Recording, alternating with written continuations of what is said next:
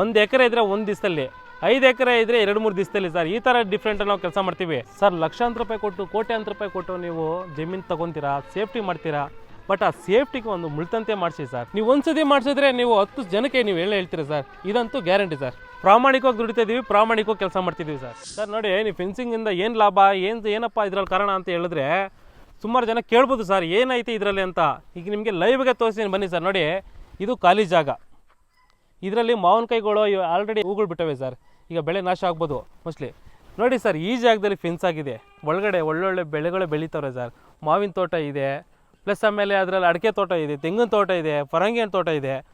ಪ್ರತಿಯೊಂದು ಕೂಡ ಅದ್ರ ಬೆಳೀತಾ ಇದ್ದಾರೆ ಸರ್. ಇವಾಗ ನೋಡಿ, ಆ ಬೆಳೀತಾ ಇರೋದ್ರಿಂದ ಒಂದು ಕಾಡು ಮನನೇ ಆಗಲಿ, ಒಂದು ಹಂದಿಗಳೇ ಆಗಲಿ, ಕಾಡಂದಿಗಳು ಯಾವುದು ಕೂಡ ಒಳಗೆ ಬರೋಕ್ಕಾಗಲ್ಲ ಸರ್. ನೋಡಿ, ಆ ಥರ ಇದೆ ವರ್ಕ್ ಇದು ಸರ್. ನೋಡಿ, ನೀವು ನೋಡ್ತಿರ್ಬೋದು, ಈ ಜಮೀನು ಕೂಡ ಒಂದೇ ಥರ ಇಲ್ಲ ಸರ್. ಅದರಲ್ಲಿ ಏರ್ಪೇರ್ ಇದೆ, ಕ್ರಾಸ್ ಇದೆ. ಕ್ರಾಸ್ ಇದ್ದರೂ ಕೂಡ ನಾವು ಯಾವುದೇ ಒಂದು ಕಸ್ಟಮರ್ಗೆ ತೊಂದರೆ ಮಾಡಲಿಲ್ಲ. ಬಟ್ ಎಲ್ಲ ನಾವೇ ರೆಡಿ ಮಾಡಿಕೊಂಡು ನೀಟಾಗಿ ಫಿನ್ಸ್ ಮಾಡಿಕೊಟ್ಟಿದ್ದೀವಿ. ನೀವು ನೋಡ್ತಿರ್ಬೋದು ಸರ್. ನೋಡಿ, ಇಲ್ಲಿಂದ ಇಲ್ಲಿಗೆ ಬಂದು ನೋಡಿ ಸರ್, ಅದು ನೋಡಿ ಸರ್ ಅಲ್ಲಿ ಕಡೆ ಯಾವ ಥರ ಇದೆ ನೋಡಿ. ಬಟ್ ಯಾವುದೇ ಥರ ಇದ್ದರೂ ಕೂಡ ನಾವು ಅಚ್ಚುಕಟ್ಟಾಗಿ ಮಾಡಿಕೊಡೋದೇ ನಮ್ಮ ಕೆಲಸ ಸರ್. ಯಾಕಂದರೆ ನಮ್ಮ ವೃತ್ತಿನೇ ಫೆನ್ಸಿಂಗ್ ವರ್ಕು. ಈ ಫೆನ್ಸಿಂಗ್ ವರ್ಕಲ್ಲಿ ಆಗಲ್ಲ ಅಂತ ಹೇಳಿದ್ರೆ ಅದೇ ಕಾರಣಕ್ಕೂ ಆಗಲ್ಲ ಸರ್. ಆಯ್ತು ಅಂದರೆ ಹಾಗೆ ಆಗುತ್ತೆ, ಆಗಲ್ಲ ಅಂದರೆ ಹಾಗೆ ಆಗಲ್ಲ ಸರ್. ಈಗ ಚೈನ್ ಲಿಂಕ್ ಮೆಶ್ ಅಂದರೆ ಏನು, ಇದನ್ನೇ ಯಾಕೆ ನೀವು ಜಾಸ್ತಿ ಸಜೆಸ್ಟ್ ಮಾಡ್ತೀರಾ ರೈತರಿಗೆ ಹಾಕಿಸ್ಕೊಳ್ಳೋದಕ್ಕೆ? ಸರ್, ಇದುವರೆಗೂ ನಾನು ಜಾಸ್ತಿ ಮಾಡಿರೋದೇ sir chain link mesh. Chain link ಮೆಶಲ್ಲಿ ಸುಮಾರು ನಾನಾ ರೀತಿ ಐತೆ ಸರ್. ಆದರೆ ಸ್ವಲ್ಪ ಜನಕ್ಕೆ ಗೊತ್ತಿಲ್ಲ. ಬಟ್ ಇದರಲ್ಲಿ ಏನೈತೆ ಅಂತ ನಾನು ಹೇಳ್ಕೊಡ್ತೀನಿ ಬನ್ನಿ ಸರ್ ಈ ವಿಡಿಯೋ ಮುಖಾಂತರ. ಸರ್, ಏನು ಅಂದರೆ ನೋಡಿ, ಚೈನ್ ಲಿಂಕ್ ಮೆಶಲ್ಲಿ ಅದೆಲ್ಲ ಫುಲ್ ಜಿಯೋ ವೈರು ಸರ್.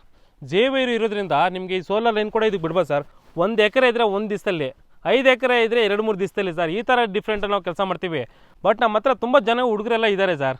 ಜನಗಳೆಲ್ಲ ಇದ್ದಾರೆ. ನಾವೆಲ್ಲೋ ಹೇಳ್ತೀವೋ ಅಲ್ಲೇ ಹೋಗಿ ಕೆಲಸ ಮಾಡ್ತಾರೆ. ನಿಮ್ಗೆ ಎಲ್ಲಿ ಯಾವಾಗ ಏನು ಎಮರ್ಜೆನ್ಸಿ ಅಂತ ಹೇಳ್ತಿರೋ ಆ ಟೈಮಲ್ಲಿ ಬಂದು ಕಳ್ಸ್ಕೊಡ್ತೀನಿ ಸರ್ ಹುಡುಗರನ್ನ. ಕೆಲಸ ಮಾಡೋರು ಬರೋರಿಗೆ ಓನರ್ ಕಡೆಯಿಂದನೇ ಊಟ ತಿಂಡಿ ವ್ಯವಸ್ಥೆ ಮಾಡಿಸ್ಕೋಬೇಕು ಹೆಂಗೆ ಸರ್? ಸರ್, ಇಲ್ಲ ನಮ್ಮ ಹತ್ರ ಎಲ್ಲ ಆ ಥರ ಇಲ್ಲ. ಸುಮಾರು ಜನ ಹುಡುಗರೆಲ್ಲ ಬೇರೆ ಹುಡುಗರು ನಾವು ನೋಡಿದ ಮಟ್ಟಿಗೆ ಎಲ್ಲ ಓನರ್ ಥರನೇ ಕೇಳ್ತಾರೆ ಊಟ ತಿಂಡಿಗಳ. ನಮ್ಮ ಹತ್ರ ಆ ಥರ ಇಲ್ಲ ಸರ್. ಒಂದ್ಸತಿ ನೀವು ಲ್ಯಾಂಡ್ ಅನ್ನೋದು ಕೊಟ್ಟರೆ ನಮಗೆ ಲ್ಯಾಂಡ್ ಎಲ್ಲ ಕಂಪ್ಲೀಟ್ ಮಾಡಿಬಿಟ್ಟೆ ನಾವು ಹೊರಡೋದು ಸರ್. ಅಲ್ಲಿವರೆಗೂ ನಿಮ್ಮ ಹತ್ರ ನಾನು ಒಂದು ಕಾಫಿನೇ ಆಗಲಿ, ಒಂದು ಟೀ ಆಗಲಿ, ಒಂದು ಏನಕ್ಕೆ ಕೂಡ ನಾವು ಕೇಳಲ್ಲ ಸರ್. ಏನು ಅಂದರೆ ಇದ್ದರೆ ಒಂದು ರೂಮ್ ಇದ್ದರೆ ಹುಡುಗರಿಗೆ ರೂಮ್ ಕೊಡಿ, ಇಲ್ಲ ಅಂದರೆ ಪರವಾಗಿಲ್ಲ ಸರ್. ಇಲ್ಲೇ ಯಾರು ಲೋಕಲಲ್ಲಿ ಮಾಡ್ಕೋತೀನಿ ಸರ್ ರೂಮ್ಗಳು.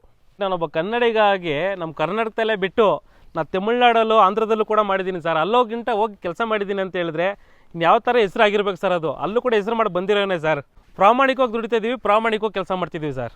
ಸರ್, ಲಕ್ಷಾಂತರ ರೂಪಾಯಿ ಕೊಟ್ಟು, ಕೋಟ್ಯಾಂತರ ರೂಪಾಯಿ ಕೊಟ್ಟು ನೀವು ಜಮೀನು ತೊಗೊತೀರಾ, ಸೇಫ್ಟಿ ಮಾಡ್ತೀರಾ. ಬಟ್ ಆ ಸೇಫ್ಟಿಗೆ ಒಂದು ಮುಳ್ತಂತೆ ಮಾಡಿಸಿ ಸರ್. ಇನ್ನೂ ತುಂಬ ಸೇಫ್ಟಿಯಾಗಿರುತ್ತೆ. ಎಷ್ಟೇ ವರ್ಷ ಆದರೂ ಕೂಡ ಜಗ್ಗಲ್ಲ, ಯಾರೇ ಆಗಲಿ ಕಿರಿಕ್ ಬರಲ್ಲ ಸರ್. ನೋಡಿ, ಈ ಜಮೀನು ಕೂಡ ತುಂಬ ಕಿರಿಕಲ್ಲೇ ಬೆಳೆದಿದೆ ಸರ್. ನೀವು ನೋಡ್ತಿರ್ಬೋದು, ಇದು ರೋಡಲ್ಲಿ ತುಂಬ ಅಲ್ಲಿವರೆಗೂ ಇತ್ತು ಸರ್ ಇದು ಜಮೀನು. ಅದು ಕೂಡ ತುಂಬ ಕಿರಿಕಾಗಿ ಬಂದಿದ್ದು. ನೋಡಿ, ಇದು ತೊಗೊಂಡು ಜಮೀನು ಸುಮಾರು ಒಂದು 7-8 ವರ್ಷ ಆಗಿರ್ತಂತೆ.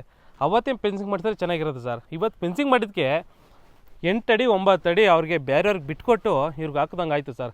ಇದೇ ಕಾರಣ ಸರ್. ಈಗ ಕೊನೆಯದಾಗಿ ನಿಮ್ಮನ್ನ ಹೇಗೆ ಕಾಂಟ್ಯಾಕ್ಟ್ ಮಾಡಬೇಕು ಸರ್? ಸರ್ ನೋಡಿ, ನಮ್ಮ ಆಫೀಸ್ ಬಂದು ಮದ್ದೂರಲ್ಲೂ ಕೂಡ ಐತೆ, ರಾಮನಗರದಲ್ಲೂ ಕೂಡ ಐತೆ. ನಾವು ಜಾಸ್ತಿ ರಾಮನಗರದಲ್ಲೇ ವರ್ಕ್ ಜಾಸ್ತಿ ಮಾಡೋದು. ನೀವೇನಾದರೂ ನಮ್ಮನ್ನೇ ಮೀಟ್ ಆಗಬೇಕು ಅಂತ ಹೇಳಿದ್ರೆ ರಾಮನಗರಕ್ಕೆ ಬನ್ನಿ ಸರ್. ರಾಮನಗರದಲ್ಲಿ ಸಿಗ್ತೀನಿ.